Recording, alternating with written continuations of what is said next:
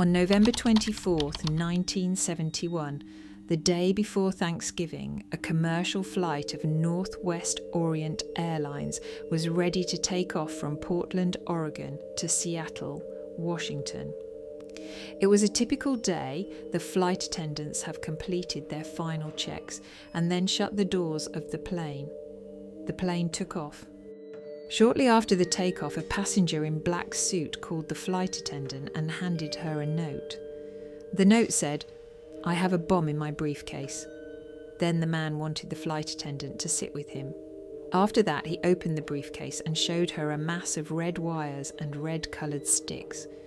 He then asked her to take his demands to the pilots, which were 4 parachutes and $200,000 in $20 bills. Not long after, the captain read the demands and proceeded to land. When the plane landed in Seattle, the hijacker exchanged 36 passengers with the parachutes and the money. He kept several crew members, including the pilots, on board. After the plane was refueled, he asked the pilots to fly to Mexico City. The hijacker knew everything about Boeing 727. He ordered the pilots to fly below 10,000 feet and to keep the airspeed under 150 knots.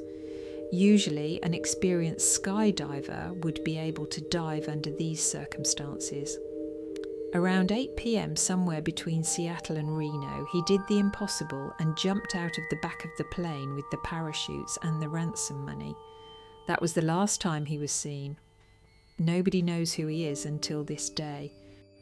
The FBI became involved during the flight and opened what has now become one of the FBI's longest cold cases in FBI history, known as NORJAC, Northwest Hijacking. During the early stages of the investigation, law enforcement agencies found out that the hijacker bought one-way ticket under the name Dan Cooper, which later turned out to be fake. The man used the alias Dan Cooper. However, later on, a journalist mistakenly referred to him as DB Cooper in a news article, and that name has remained until this day. If we take a closer look at the FBI's investigations, we can identify several names and incidents that may have contributed to important outcomes. Some of the suspects were ruled out based on the DNA results that was eventually recovered from Cooper's tie. One prime suspect was Richard Floyd McCoy. A couple months after Cooper's flight, Richard hijacked an airplane and escaped by parachute. He was then tracked down and arrested by FBI. However, he was later ruled out partly because he didn't match the descriptions given by both flight attendants. Perhaps Cooper didn't survive his jump from the plane.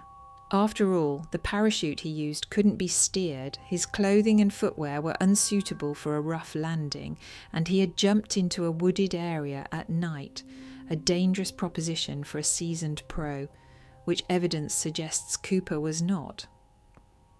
This theory was given an added boost in 1980 when a young boy found a rotting package full of $20 bills, $5,800 in all, along the banks of the Columbia River near Vancouver, Washington, that matched the ransom money serial numbers.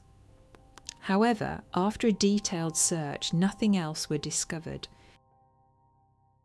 In 2016, FBI officially announced that the investigations of DB Cooper case had been suspended. The unsolved mystery fascinated the country, and DB Cooper became something of a folk hero, inspiring numerous songs, books, and movies. Thanks for joining me on this deep dive into the mystery of DB Cooper. If you enjoyed the video, don't forget to give it a thumbs up.